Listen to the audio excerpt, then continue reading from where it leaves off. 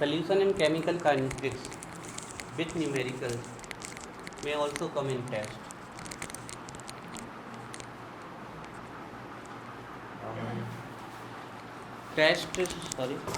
Test उन्हीं बच्चों का होगा जिन्हें सोल्यूशन पूरा पढ़ा हुआ है, बाकी बच्चों का अभी हम इसलिए नहीं ले रहे हैं। हाँ, बाकी बच्चों का केमिकल काइनेटिक्स का ले सकते हैं हम। चलिए,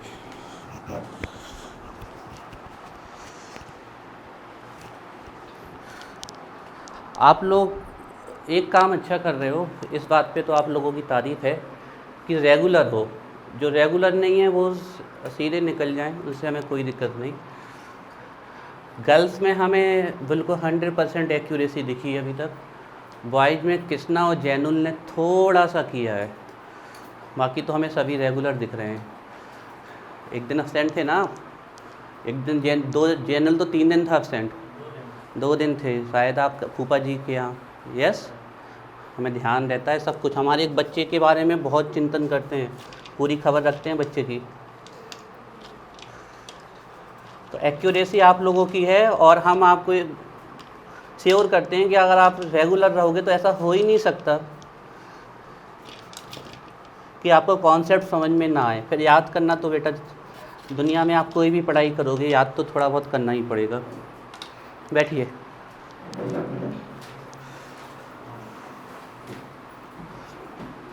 अगर नहीं पढ़ोगे दीपा तो किसी दिन बहुत हार्ड पनिशमेंट मिल जाएगी, ध्यान रखें। आप लोग बात ना किया करें क्लास में, पानी बारिश जहाँ की भी बात करनी है बाद में करें, यहाँ ना करें। ठीक है, शांति से पढ़ाई किया करें, नहीं तो दोनों को अलग अलग बिठा देंगे हम, ये याद रखना। एक काम करो श्रेयांश, तुम कल नहीं, सिद्धार्थ तुम वहाँ बैठो, कल से तुम आगे आ जाओ, ठीक है? साथ में मत बैठो दोनों लोग, ओके? वहाँ नहीं, वहाँ कृष्णा की जगह पे, या चलो एक मौका देते हैं, बात नहीं होनी चाहिए, बैठे रहो अपनी जगह पर। तो देखिए, लास्ट भी studied about the concept of rate law and rate constant. हमने जो बातें बताई थी वो ध्यान है। सबसे पहले हमने लिखा था according to law of mass action, तो रेट डायरेक्टली प्रोपोर्शनल ए की पावर स्मॉल ए, वो नंबर कहाँ से आया था? Balance chemical equation. Product that is dot B की power small B, A B कहाँ आया था? Balance chemical equation. अब रेट लॉ जो आया था उसने ए एंड बी को किससे रिप्लेस कर दिया था? X and Y. और एक्स एंड वाई कहीं बैलेंस केमिकल इक्वेशन में था क्या? कहाँ से आया था? By experiment. तो यही कहते हैं रेट लॉ की डेफिनीशन हम क्या बोल देते हैं यहाँ से? रेट लॉ की definition, rate directly proportional A की पावर एक्स प्रोडक्ट बी की पावर वाई। अब आपको रटना नहीं है। According to rate law, the rate of reaction, the rate of chemical reaction is directly proportional product, this is the multiplication, इसको product बोल रहे हैं। द प्रोडक्ट ऑफ, ब्रैकेट किसको रिप्रेजेंट करता है? कंसंट्रेशन, लेकिन किस टर्म में? मोलैरिटी के टर्म में। मोलर कंसंट्रेशन ऑफ रिएक्टेंट, ये रिएक्टेंट थे हमारे, raised with the power of actual determined by, यहाँ तक था। इसके बाद हमने यहाँ पर प्रोपोर्शनैलिटी का साइन हटाया, तो एक प्रोपोर्शनैलिटी कांस्टेंट आया था के, उस के 3 नाम लिखवाए थे, rate constant, velocity constant and specific reaction rate. ये ब्रैकेट ए और ब्रैकेट बी क्या रिप्रेजेंट करते हैं? Molar concentration of reactant A and B.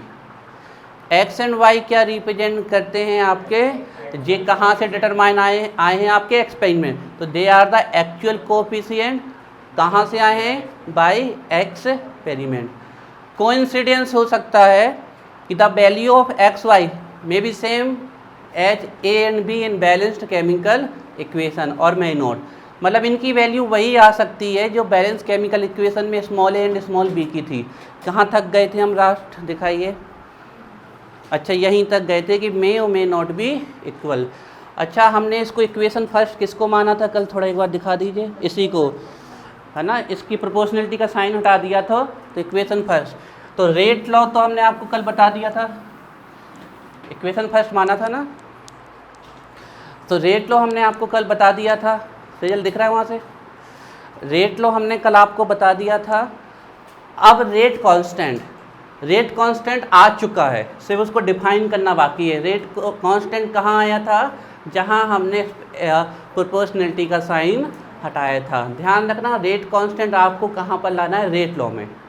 Law of mass action से हमें कोई मतलब नहीं है, वो सिर्फ एक स्टार्टिंग पॉइंट था आपका, ठीक है ना। तो यहाँ से लिखिए, from equation first, from equation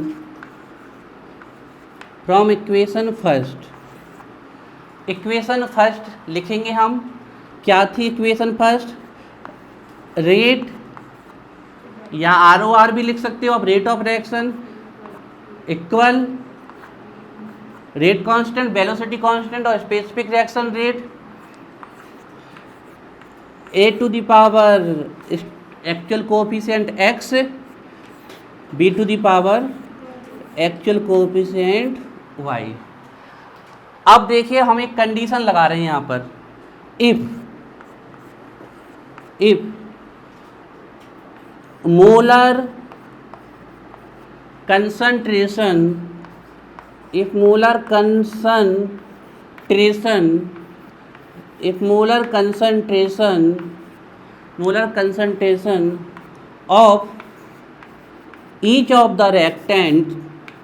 of each of the reactant is taken as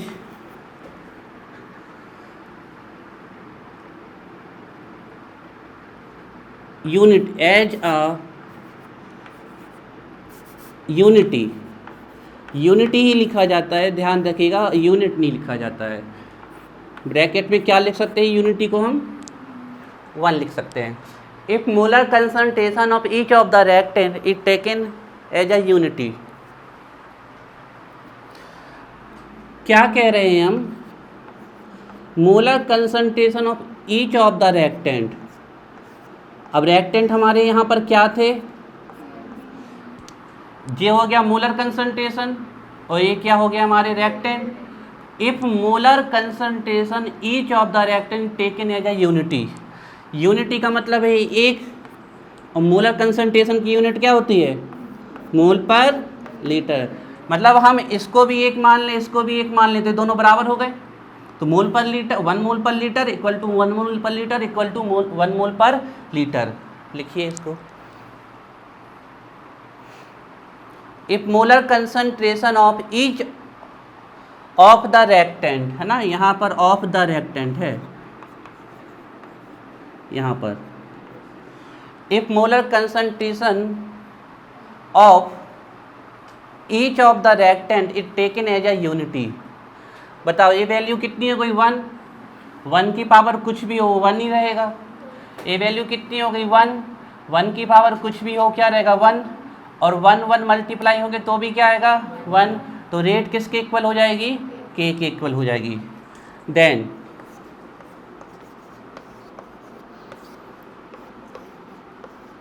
rate equal हो जाएगी k।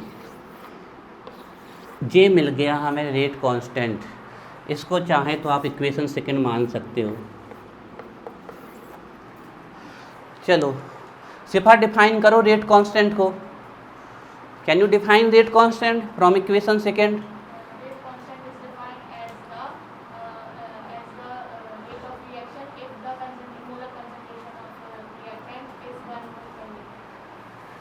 बहुत बढ़िया, बिल्कुल एक्यूरेट डेफिनेशन सुना दी है सिफा ने, जो हमें लिखवानी है।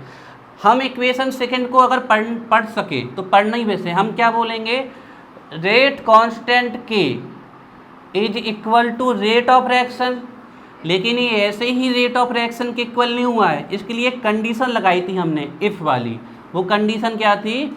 If molar concentration each of the reactant is taken as a unity. कब सिद्धार्थ रेट कांस्टेंट रेट के इक्वल होगा? जब ए वाले टर्म को हम क्या मान लें? यूनिटी मान लें। तो रेट कांस्टेंट किसके इक्वल हो जाएगा? रेट के, है ना। तो अब हम डेफिनेशन लिखेंगे या फिर इसी के नीचे इन्वर्टेड कोमा में लिखिए। 10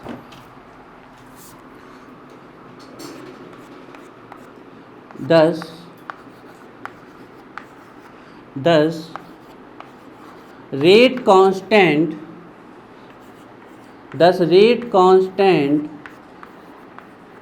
रेट कांस्टेंट ब्रैकेट में आप साइन बना लीजिए के 10 rate constant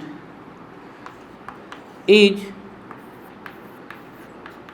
define 10 rate constant is define as a rate of reaction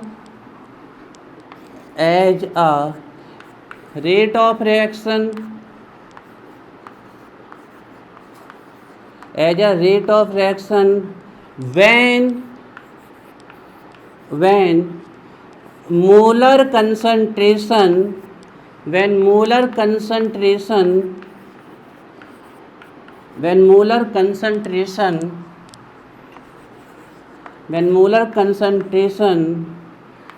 each of the reactant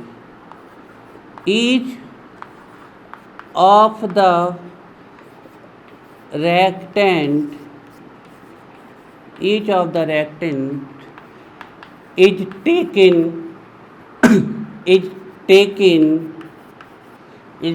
as a unity, bracket में लिख लेना 1 mole per litre, is taken as a unity।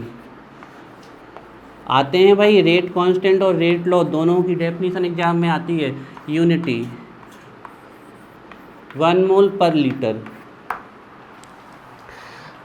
क्या हमें इसको रटना पड़ेगा? आपको बिल्कुल स्टेटमेंट जरूरी नहीं है जैसा हमने लिखा है वैसा लिखे, आपको सिर्फ सामने ये बोलना है कि K define as rate when concentration of reactant is 1। Simple सा है, कुछ नहीं।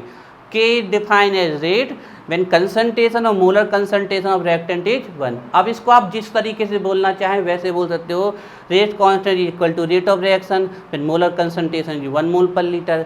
Rate constant is equal rate of reaction when molar concentration is unity, जो आप इसको बोल रहे हैं। अब मोलर कंसंट्रेशन आप 1 मोल पर लीटर बोलना चाहे तो 1 मोल पर लीटर बोल दे, या इसी को हम 1 मोलर भी बोल सकते हैं क्योंकि मोल पर लीटर क्या होता है? मोलर। इसलिए हमने कहा 10, इसलिए रेट कांस्टेंट इट डिफाइन है, इसलिए रेट कांस्टेंट को हम इस प्रकार परिभाषित करते हैं, डिफाइन है जैसे कि रेट ऑफ रिएक्शन, कि यह रिएक्शन की रेट को बताता है। मतलब अगर K की वैल्यू ज़्यादा है तो रेट भी कैसी होगी? ज़्यादा होगी, और K की वैल्यू कम होगी तो रेट भी क्या होगी? कम। रेट ऑफ द रिएक्शन, लेकिन यहाँ पर एक कंडीशन है, ये तभी रेट ऑफ रिएक्शन के इक्वल होगा जब आप मोलर कंसंट्रेशन दोनों रिएक्टेंट का कैसा ले रहे हो? 1 मोल पर लीटर। अब इसके ये आता है आपके में रेट लॉ और रेट कांस्टेंट। अब इसकी कुछ प्रॉपर्टीज हैं, डालिए। प्रॉपर्टीज ऑफ रेट कांस्टेंट की। अच्छा, रेट कांस्टेंट को हम और क्या बोलते हैं? Velocity constant, specific reaction rate. अब हम आपको थोड़ा बता दें कि रेट कांस्टेंट को रेट कांस्टेंट क्यों बोलते थे। सुनो यहाँ पर, क्योंकि K किसके इक्वल होता है? रेट के, इसलिए इसको क्या बोलते हैं? Rate constant. दूसरा, रेट का ही दूसरा नाम क्या है? वेलोसिटी, तो इसको बोलते हैं वेलोसिटी कांस्टेंट। तीसरा नाम हमने आपको नहीं बताया था कि ये कैसे आया, वो हम अभी बता देते हैं। देखिए तीसरा नाम कैसे आया था? Rate equal K। K एक ऐसी रेट को डिफाइन करता है जिसके लिए कंसंट्रेशन कितना है? तो ये स्पेशल रेट हो गई ना, इसलिए इसको बोलते हैं स्पेसिफिक रेट कांस्टेंट। फिर से सुनिए, पहला नाम था इसका रेट कांस्टेंट क्योंकि रेट को डिफाइन करता है। रेट का ही दूसरा नाम है वेलोसिटी, तो इसको हमने वेलोसिटी कांस्टेंट कहा था।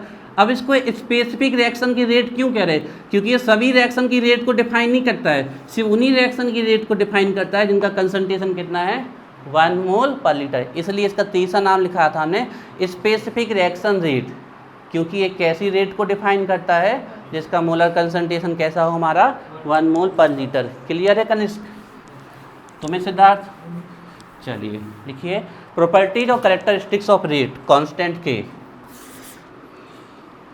प्रॉपर्टीज और कैरेक्टरिस्टिक्स ऑफ रेट कांस्टेंट के। एक डाल लीजिए, प्रॉपर्टी डाल लीजिए, कैरेक्टरिस्टिक डाल लीजिए। प्रॉपर्टीज ऑफ रेट कांस्टेंट, देखिए रेट कांस्टेंट के नाम से भी आया है, वेलोसिटी कांस्टेंट के नाम से भी आया है, और कभी कभी स्पेसिफिक रिएक्शन रेट के नाम से भी आया है, ध्यान रखिएगा। Properties of rate constant, bracket में आप चाहें तो लिख सकते हो के। तो पहली प्रॉपर्टी जिसकी बताएगी सिफा, बताओ अभी तक रेट जो तुमने समझ में आया वही बोलना है, क्या समझ में आया रेट कांस्टेंट के बारे में? तो पहली प्रॉपर्टी ये है कि ये हमें किसकी जानकारी देता है, रेट की। Greater the value of K faster is the rate of reaction. Clear है? लिखिए, it provides information, it provides information about rate of reaction, about rate of reaction, it provide information about rate of reaction. यह हमें rate of reaction की जानकारी देता है। Greater the value of K faster is the rate of reaction. It provides information about rate of reaction, common लगाइए, greater the value of के, greater the value of के faster is the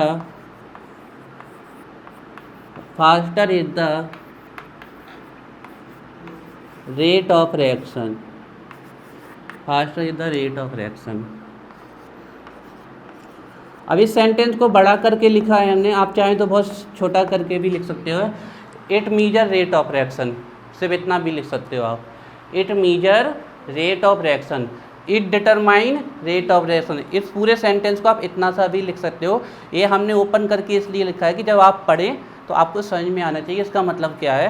तो हमने बोला है it provides information about rate of reaction greater the value of K faster is the rate of reaction. इसकी जगह एक छोटा सा सेंटेंस लिख सकते हैं हम, it measure rate of reaction, it determine rate of reaction, हम इसको भी लिख सकते हैं।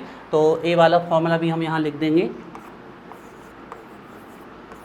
RAT इक्वल के, रेट लिख सकते हो, ROR लिख सकते हो, R करके भी लिख सकते हो।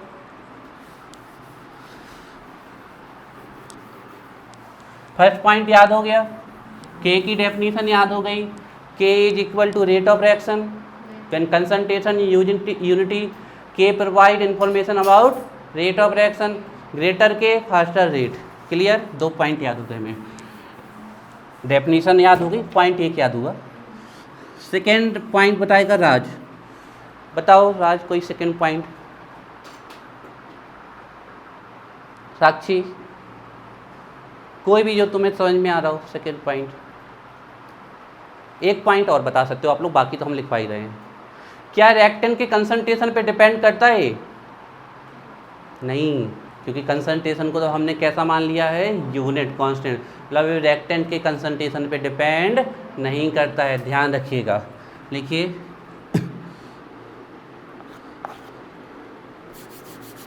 K does not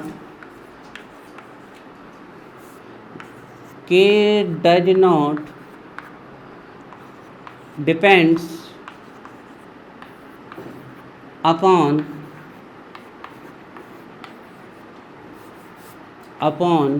concentration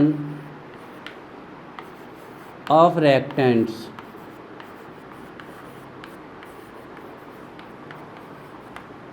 K does not depends upon, depend करो, सॉरी depends मत, depend करो।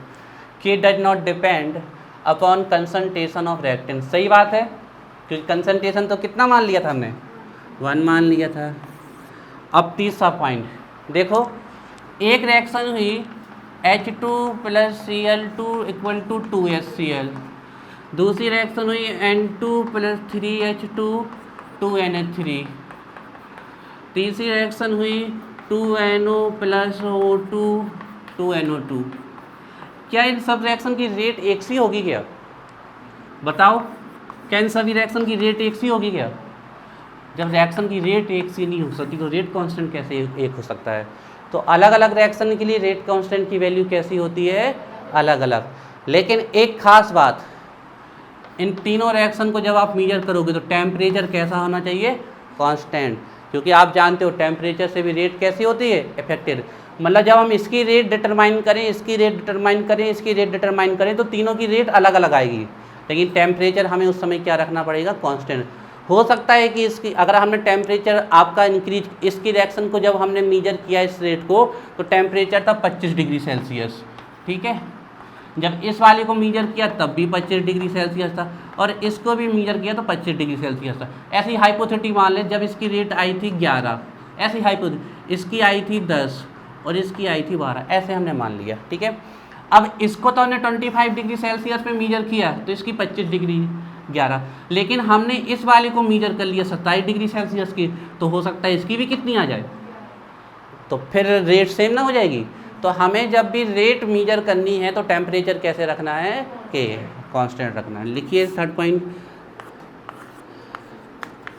डिफरेंट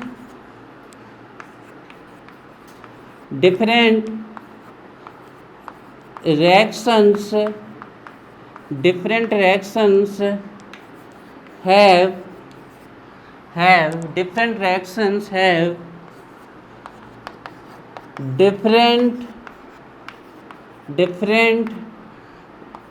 value of K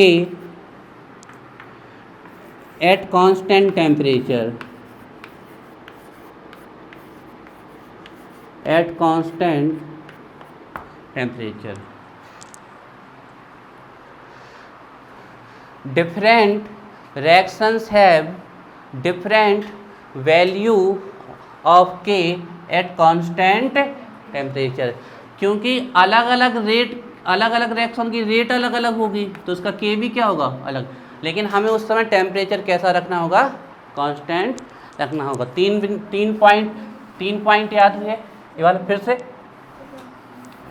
ये वाला पॉइंट, ये वाला K does not depend upon concentration of reactant. तो K हमारा नहीं डिपेंड करता है कंसंट्रेशन ऑफ रिएक्टेंट की, क्योंकि K को रेट के इक्वल हमने तब किया था जब इनके कंसंट्रेशन को हमने कैसा मान लिया था? 1 मान लिया था, यूनिट मान लिया था ना। तो अब इसके, क्योंकि इसको हमने 1 मान लिया तो अब इसके 1 होने से इस K को कोई फ़र्क नहीं पड़ने वाला, तो K कंसंट्रेशन पे डिपेंड नहीं करता है, ठीक है। और डिफरेंट रिएक्शंस की रेट अलग होगी, इसलिए डिफरेंट रिएक्शंस के लिए रेट कांस्टेंट भी कैसा होगा? अलग होगा, लेकिन टेम्परेचर कैसा? कांस्टेंट। अब एक ही रिएक्शन की बात करते हैं, पर्टिकुलर रिएक्शन की, H2Cl2 2HCl। एक बार हमने 25 डिग्री सेल्सियस पे रेट देखी इसकी, एक बार 27 डिग्री सेल्सियस पे देखी, एक बार 50 डिग्री सेल्सियस पे रेट देखी हमने। क्या तीनों बार रेट एक आएगी क्या? क्योंकि टेम्परेचर से रेट क्या हो जाती है? बढ़ जाती है। तो एक ही रिएक्शन की जो रेट है वो टेम्परेचर बढ़ने पर या टेम्परेचर के चेंज होने पर वो रेट क्या हो जाएगी? चेंज। तो रेट कांस्टेंट भी कैसा हो जाएगा? चेंज। तो देखिए अभी हमने बोला कि सभी रिएक्शंस की रेट अलग अलग होती है, इसलिए सभी रिएक्शन का रेट कांस्टेंट अलग अलग होता है, ये तो ठीक है।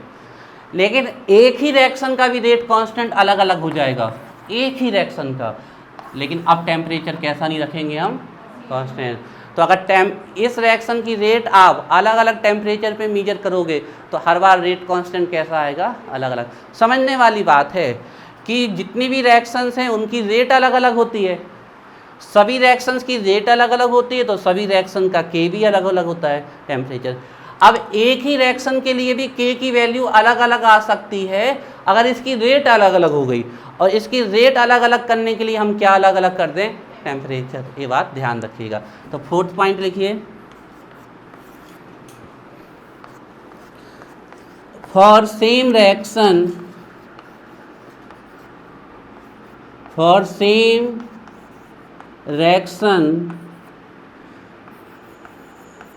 वैल्यू ऑफ के, ये के बहुत इंपॉर्टेंट है आपके लिए, इससे आगे जाके इसकी यूनिट भी कई बार एग्जाम में पूछी गई है। कई यूनिट आती हैं इसकी, एक नहीं यूनिट्स आती हैं इसकी, बताएंगे कैसे, अलग अलग ऑर्डर के लिए अलग अलग यूनिट होती है और एक एक नंबर के ऑब्जेक्टिव भी इससे क्रैक होते हैं।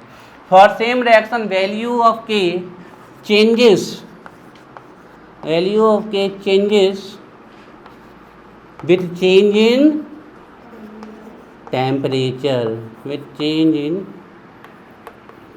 टेम्परेचर,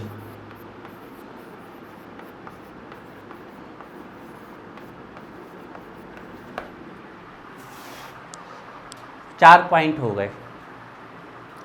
पहला point, greater the K faster the rate of reaction, does not depend concentration, different reaction different K, same reaction में ऑल्सो डिफरेंट के, ये डिफरेंट, ऐसे आपको इनको याद करना है। ध्यान रखिएगा, अभी तो सेकेंड चैप्टर चल रहा है, अभी तो इसके बाद 14 चैप्टर और हैं और एक से एक चैप्टर हैं।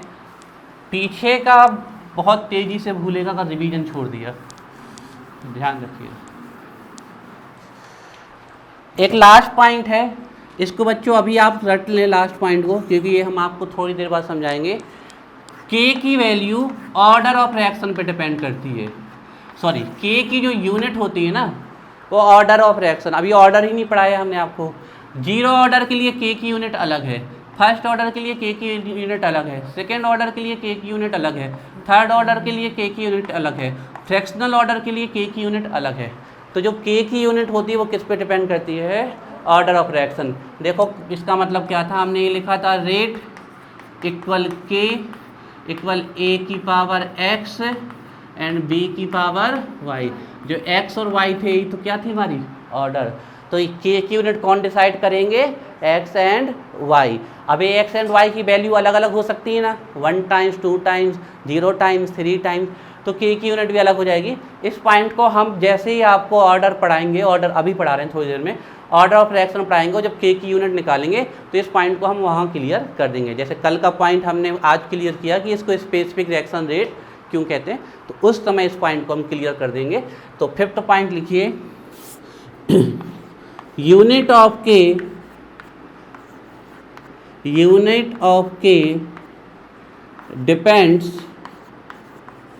Depends upon order of reaction, order of reaction. ये आपका रेट लॉ और रेट कांस्टेंट ख़त्म होता है।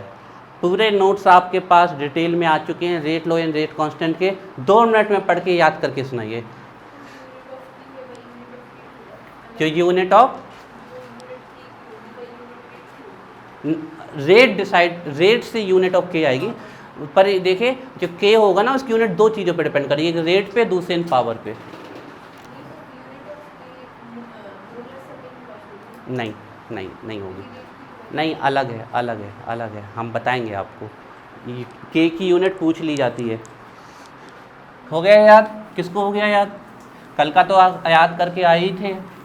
चलो सिद्धार्थ सुनाए फास्ट, चलो कृष्णा।